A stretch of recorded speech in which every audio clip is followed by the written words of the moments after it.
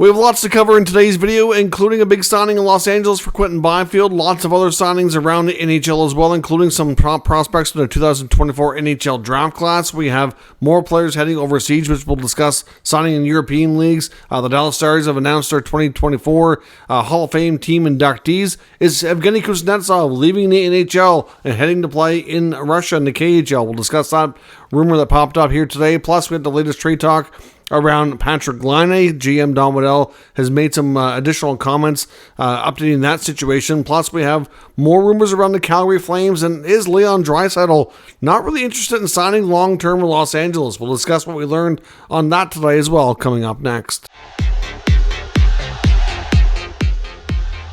Welcome back to another video here at Top Shelf Hockey. As I mentioned, we have lots to talk about today, lots of signings, some trade rumors, some other rumors around the NHL. We had a couple of trades earlier. There is dedicated videos on the channel, but just to quickly recap, 2 trades today, mostly involving prospects, 2 of them both involving the Ottawa Senators. The Sens did do a deal with the Edmonton Oilers, which involved 3 different players changing teams, including Robbie Hirventi going to Edmonton for Xavier Bourgault and Jake Chason. Plus, there was a pick in there as well. And then they also traded prospect goalie Kevin Mandolese to the Avalanche. So if you haven't already had a chance to check out those full details of those videos, you can do so afterwards. But a couple of trades today, so things are getting a little bit more interesting. And several signings today, including the biggest one of the day being Quinton Byfield of the Los Angeles Kings, agreeing to a fairly long-term deal. It gets a 5-year contract extension for Byfield at $6.25 million average per season. So that's a pretty significant raise for Byfield, who, fair to say, in the first year or two certainly started a bit slow, but he was also getting more limited minutes, lower in the lineup. This past year, he certainly took a big step forward, had more of a chance to play an elevated role, took advantage of it, put up a lot better point projections, and I still think the plan long-term, they definitely want to move him to center, which will likely happen more likely this season after trading Pierre-Luc Dubois. That 1-year experiment that didn't really work out well. I suspect Byfield will get a lot more time at center this year. And long term, in the next couple of years, as Anze Kopitar winds things down, I suspect they certainly hope, and I think the potential is there, that he will be their number 1 center. At least that's the expectation. That's the hope right now. And I think with this contract, it certainly shows that is realistically what they're hoping for. Otherwise, if he's not going to be a top center or consistent top 6 player, then obviously it's a big overpayment. But at $6.25 million per year, they certainly expect to see what they saw last year and more. I mean, if you look at some of the analytics, places that project contracts, some of them thought this was, pretty accurate, and some of them thought it was an overpayment. Never really seen anybody saying that it was a steal of a deal or anything of that nature, but I think it's reasonably fair thinking where he's heading. But obviously they need to see more growth over last year to make sure that continues. He will become a UFA. I believe he'll be 26 just shortly. He'll be turning 27 shortly after. So this 5-year deal takes him to free agency. He only buys 1 UFA year. Obviously, if they would have went 8 years, that number would have gone up a fair bit more, buying 3 additional UFA years. He probably would have been looking north of $8 million, I suspect, on an 8-year contract. So this kind of is a bit of a compromise for both sides. Makes him a UFA at a younger age. Also gets the AAV down to help the Kings. And like I said, it gives them a more of a middle-of-the-road sample size to see long-term if he will become that 1C that they were hoping for when they drafted him. I know his first year as well gives him a low salary and a big signing bonus, so it puts a big chunk of money in his pocket here for today for signing. So I'm sure he's quite happy about that. Lots of other signings today as well, including the Ottawa Senators signing goalie Matt Sogarrd, who right now is projecting to be the goalie of the future. This is a 2-year deal. The first year, which will be the season coming up, is a 2-way contract, but it's a more lucrative AHL side. It's $775 at the NHL, $225 at the American Hockey League. He's likely going to go into training camp as the number 3 behind Linus Ullmark and Anton Forsberg. Year 2 of this contract is a 1-way deal. So I believe the plan here for the Senators and the goaltending tandem is that obviously they acquired Ullmark, who only has 1 year on his contract, but they certainly, if it plays out the way they're hoping, want to extend him. And I think their odds of doing so are probably decent. But of course, until that's done, it's not done. But the plan is hopefully for him to be the starter for multiple years down the road. Anton Forsberg has 1 year left he's had times where he's been good and he's had times where he hasn't been good, and his inconsistency is, obviously a factor going into the coming year. So Sogarrd might get elevated sooner than expected this year if Forsberg gets hurt or struggles. But in the second year, I would suspect Forsberg's contract is going to be expiring. The plan is he likely moves on. Sogarrd comes up to be full-time at that point. Hopefully forms a tandem with Linus Ullmark, but things can change in a year, so we'll see. But that's their plan for the time being. The New York Rangers have also come to terms with restricted free agent defenseman Matthew Robertson. He gets a 1-year, 2-way deal as well, $775,000 and $85,000 at the American Hockey League level. We saw the Winnipeg Jets sign RFA defenseman Ville Heinola to a 2-year contract extension as well. Year 1 pays him $775,000. Year 2 pays him $825,000. Obviously, he's hoping to get more of a role with the Jets this year. His development has been somewhat, I don't know how to describe it, but the Jets have certainly more than taken their time and ripened him with lots of time in the American Hockey League. If he doesn't get consistent NHL time this year, I suspect he's going to be looking for a trade. There was some speculation about a year ago that he was looking for a fresh start outside of the organization with the loss of some of their other defensemen in free agency this year. They moved on from Schmidt. Dylan didn't re-sign. They're going to create more of a spot for him to play. It's I think it's a big make or break year for him with the Jets organization as well. The Anaheim Ducks today re-signed Nikita Nesterenko. He gets a 1-year, 2-way deal. The Devils also re-signed Adam Beckman. Of course, he picked him up in a trade with the Wild back last month. He gets a 1-year, 2-way deal, $775,000 at the NHL level, $125,000 at the American Hockey League level. The Anaheim Ducks also extended young defenseman Jackson Lacombe. Last year was a big year for him, playing the bulk of the season at the NHL level, his first full NHL campaign. He gets a 2-year extension at $925,000. Expected to likely be on the team's third pair, so that's a pretty... it has good potential for what he did last year. Honestly, this is a contract that it's a win-win. It gets him an extension. Obviously, doesn't pay him a ton of money, but it gets him a chance to be more of a regular in the NHL. And also, it's not a big enough salary that if things aren't working out, that it can be buried in the American Hockey League or easily moved on from. So this is a win-win for a young defenseman still kind of establishing himself, but Lacombe made good strides last year. We'll see if he continues to do that. The New York Islanders today signed 2024 second-round pick Jesse Pulkkinen, who was taken 54th overall. The 3-year ELC is now officially a done deal. The 6'6" Finnish left shot defenseman still expected to play in Liga for the upcoming 24-25 campaign. And the Dallas Stars also made another signing for their first-round pick in the 2024 NHL Draft, signing Emil Hemming to his 3-year ELC as well. Hemming was taken with the 29th overall selection in this year's draft. Now, as I mentioned, we also have a few more details confirmed for players that most recently played in the NHL that are heading overseas. We've talked about a few of these other ones recently as well. It's been a few guys that have left, but we also confirmation today that former San Jose Shark Jacob Peterson heading to Sweden. Former Philadelphia Flyer Adam Brooks, who's actually bounced around with a few teams. Brooks is signing in Germany, so he'll be heading over there. And former Golden Knight Byron Froese is heading to Russia to play in the KHL. Longtime player Brett Sutter, of course, of the famous Sutter family, who's played 17 seasons, mostly all in the American Hockey League. Also the longtime captain of the Calgary Wranglers AHL franchise, has officially announced his retirement. Of course, like I said, a long storied career, never really made it as an NHLer, but was a long-time veteran in the AHL. He's going to be actually remaining with the Wranglers organization.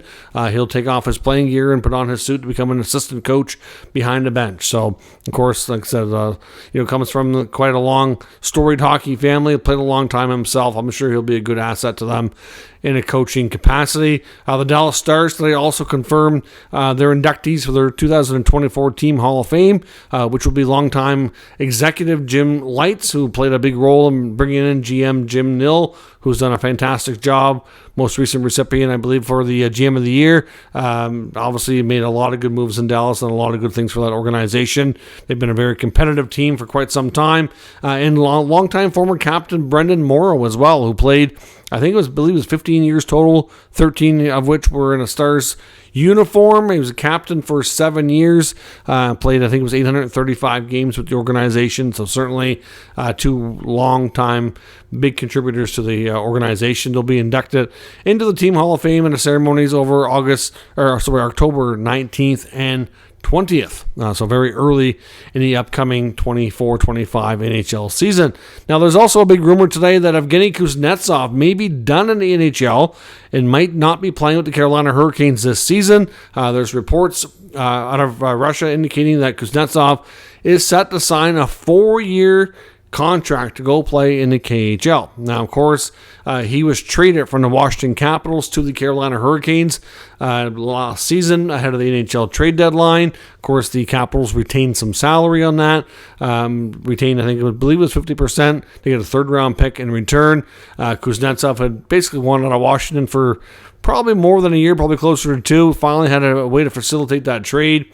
And he didn't do too bad with Carolina, but the regular season games he played, he found a way to contribute, had a decent start, but then things kind of cooled off and tailed off quickly. Ended up being a healthy scratch in the playoffs. It's not surprising that they don't really see him as being part of the future here. So they're also in kind of desperate need for some salary cap space. So it's not really clear right now how things are going to work because he is signed for the coming season. It's either going to have to be one of two things. Either they do a buyout on his contract and they will get another window. Teams who have RFAs that have cases that filed for arbitration, once all their RFA business is taken care of, they will get another buyout window. So it could be that, or, which is a little bit less likely, a lot more doubtful, is that he and the team could both mutually agree to terminate the contract. We could see him pop up on unconditional waivers for the purpose of mutual contract termination. But he would be losing a lot of money that way. I believe his salary for the coming season is $6 million. I believe his total compensation for the year is $2 million of which was already due in the signing bonus, which would have, I believe, already been paid. Most signing bonuses are due July 1st unless his contract has a stipulation on a different date. Either way, he'd be paid that money at some point in time this summer, and then $6 million salary for the season. So I just can't imagine him walking away from that kind of money. Now, obviously, if he's confident he can sign for big enough money in the KHL to kind of make that money back, maybe he doesn't care. But I'm not so sure that he's going to get paid that much over there either. So my guess is with Marty Necas filing for arbitration, they obviously have Seth Jarvis, who needs a new contract as well, and Jack Drury, that once the Necas business is taken care of, maybe we see them get a buyout window open up, and then he gets bought out and goes and signs in the KHL. At least that's my best guess if these rumors are true. Now, so far, his agent has denied these reports. Basically, he didn't really... I guess basically what was said was that he can't sign in Russia right now because he's still under contract with Carolina. It's like, well, yes, that's true. He can't. But the belief is, based on these other reports, that he is going to be done in Carolina. The contract's going to be terminated one way or another, and he will sign eventually here before the season starts in the KHL on a longer-term deal. So his time in the NHL, I would suspect, will be done completely. I mean, at his age, with everything he's been through, there really doesn't seem to be any likelihood of him returning. And if he's signing for 4 years, that's going to put him up into his late 30s. So, unlikely we see him in the NHL again in the future. But this is going to be a story we follow up on and see what goes on here in the next little bit. Obviously, with a lot of arbitration hearings set to be heard here over the next couple of weeks, it might be a little bit of time before we get full clarity. It'll really boil down to when the Necas situation is resolved and the contract is completed. So we'll see on that front. Now, on some other news, Patrik Laine, of course, we know is a player that's generated interest, and that the team and new general manager Don Waddell has made clear that they would like to find a fresh start for and move on from. Don Waddell did catch up with athletic beat writer for the Blue Jackets, Aaron Portzline, and made some new comments here in a recent article saying that the teams are still showing interest. The teams are still checking in with him on a regular basis to see if he's been cleared from the player assistance program yet or where things are at. It sounds like before a deal is going to be reached for him to get moved, that teams are definitely going to want to speak with him.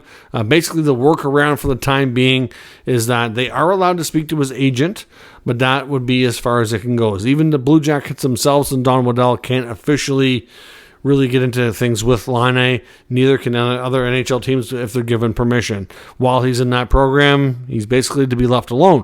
Around the draft, when Waddell was speaking about it, he said that he believed that he was going to be cleared and released from the program anytime now.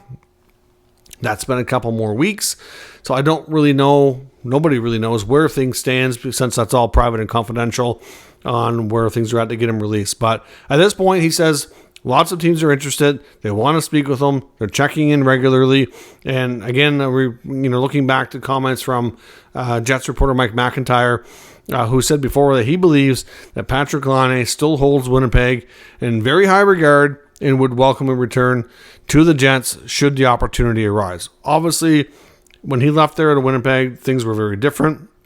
It was believed that there was definitely some issues in the locker room at that point in time as well. And things are, new culture, new leadership to some degree there. I think things would go a lot better and smoother this time around. But again, no guarantee Winnipeg is the team where he ends up. But I do think with all the rumors around Nick Ehlers maybe wanting out, which is kind of odd anyway, because Laine and Ehlers were great buddies when they played together in Winnipeg. It'd be weird bringing in Laine to replace Ehlers, so to speak. But it is possible if they do end up moving Ehlers, which is not a given. But we do know that there's been talk around him kind of wanting a fresh start, that maybe they could see that type of move where the Laine comes in afterwards. But at the end of the day, I don't see Ehlers going to Columbus. I don't see them being traded for each other. But if Ehlers is moved, then certainly it would make sense to bring him in. But even if he either stays, it's possible it's just going to be more complicated from a cap perspective. But obviously with Patrik Laine, it's believed that the type of deal that the Jackets might end up getting would be something similar to what we saw with Evgeny Kuznetsov, who's in a similar situation. The only thing is Laine's a little bit younger, so they would like to do better than that, but they had to retain 50% in Washington and they get a third-round pick. So to me, they're going to have to eat close to either 50% or close to it. And, maybe at best they get a second, third round pick, or maybe it's a second round pick and a prospect. I don't think the return is going to be huge because it's an undervalued, underperforming asset right now that needs a fresh start and still is owed a fair bit of money. So we'll see what happens. But according to Waddell, lots of interest in something will hopefully come together sooner than later. And I do think Winnipeg, along with a few other teams, I know like Montreal was one of the teams that were rumored to be interested as well. So we will see what happens. Leon Draisaitl, the latest on him from fourthperiod.com and Dave Pagnotta suggests that maybe Leon Draisaitl doesn't want to sign long-term in Edmonton in the form of an 8-year contract that a lot of Oilers fans are probably hoping for. Now, at the same time, Oilers fans, I don't think should be alarmed. Basically, what Pagnotta has said is what the information he's been given through sources connected to the team is that he's more likely to come to terms on an extension, something more comparable to the Austin Matthews type of strategy where it's more of a 3 to 5 year term. I think this is a kind of a couple of things here. One, I think with his current age, it would allow him to still sign another longer term deal before, he's too late into his career, with obviously an escalating salary cap from a earnings, maximizing your earnings standpoint in strategy. It would work well for him, and it might actually give the Oilers a little bit more wiggle room for what he's willing to take on a shorter term deal as well. Obviously, usually the more years you're buying up, in most cases it gets more expensive, but in this guy's case, where these players are kind of in those UFA years, sometimes the shorter term deals can be a little bit more expensive, and you got to go longer term to keep the AAV down. But at the same time, we don't have any reason to believe that he wants to leave Edmonton, so I don't think Oilers fans have anything to panic about. And I think this is more than anything just a personal strategy on how to maximize his earnings. But as Pagnotta said, it's looking more like it's a shorter term deal, 3, 4, maybe 5 years at most. But we'll see as those talks continue. Like we said at the end of the season, it doesn't sound like Draisaitl and the Oilers were in an absolutely huge hurry to get into that after losing in Game 7 of the Stanley Cup Final. It takes some time. And now we're starting to see some of these players, after a couple of weeks of break, have more things going on in their life. Draisaitl himself just recently got engaged. There's obviously been some big events, like Zach Hyman had his big golf tournament and fundraiser today as well. So, lots of guys from the team are going to all these different events and kind of clearing their head and getting ready to start their training. So I suspect as the offseason goes on, we'll hear more about Draisaitl. But for right now, that's where things stand. And in Calgary, there's also reports from Pagnotta saying that he believes there's some in the organization for the Flames that would rather see the strategy they're doing right now, which is basically, it is a rebuild in Calgary, but they'd rather see a full, complete, absolutely tear down to the bare bones. So move out all the veterans and kind of do what they feel is the proper way to rebuild and get as many assets as humanly possible. Now, obviously, so far Conroy's taken the approach that you need to have some veterans around, but they have moved out a lot. I mean, you've seen Jacob Markstrom go. You've obviously seen lots of other guys go afterwards, including Noah Hannafin. You saw Zadorov go. You saw Lindholm go. There's lots of guys that are still left there, but apparently what he's saying is that they are definitely willing to listen on all of their veterans. But so far, Conroy is not really wanting to do the full teardown. Like, as we've seen, they've brought in some guys like Anthony Mantha. They want to have more of a mix. They're trying to kind of rebuild while at the same time having enough veterans around to kind of stay competitive. It's kind of a slippery slope because, you may never really pick super high in the draft, right? You might be stuck in that 6, 7, 8, 10 range, and you're going to get good players, but are you going to get the impact players you would at like 1, 2, or 3? Probably not.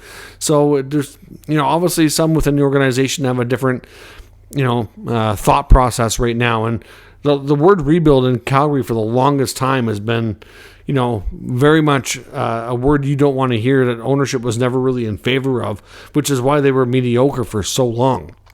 But we'll see. But when it comes to Jonathan Huberdeau, which is probably impossible to move, they're willing to listen, which is no surprise. It's an underperforming contract, big time. Nazem Kadri, Mackenzie Weegar, Rasmus Anderson, even Captain Michael Backlund.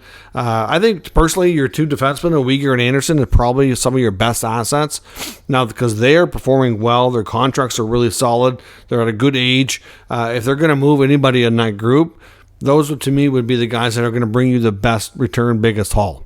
So we'll see. No guarantee that they're going to. Obviously, they're good players, good contracts. The Flames are definitely getting some level of interest, there's no doubt.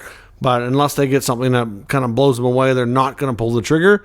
But what Pagnotta is saying is, we might see a shift in organizational strategy or thought process here over time as, the more influential people kind of get their points across. But as of right now, it doesn't look like they're necessarily going to do that. But we'll see what happens in Calgary. Might be the best thing for them. Hard to say. Like I said, you can't pick super high in the draft. It's hard. You need at least 1 or 2 years of ideally a top 5, if not a top 2, 3 pick. And that can really help accelerate things. But we'll see what happens in Calgary. Let me know your thoughts on all today's news and rumors down in the comments. We'll discuss further. If you're new to the channel, make sure you subscribe and stick around. We'll keep you up to date with all the news, rumors, and analysis of all 32 NHL teams. Thanks for watching. I'll catch you next time.